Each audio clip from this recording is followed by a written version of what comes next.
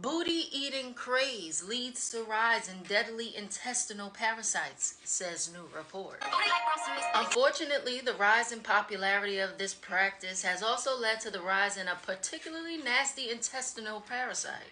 Media Takeout is reporting that at least 3 women from Memphis, Jacksonville, and Atlanta have all been hospitalized after contracting Giardia after engaging in a practice with their partners. Despite its seemingly harmless name and even more harmless appearance, Giardia is a vicious parasite that could be deadly if left untreated.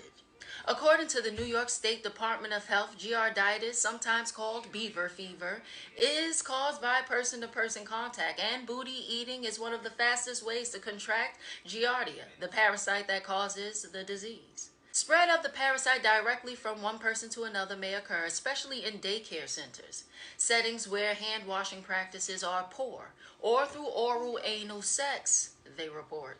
It's particularly common in areas with poor sanitation and contaminated water.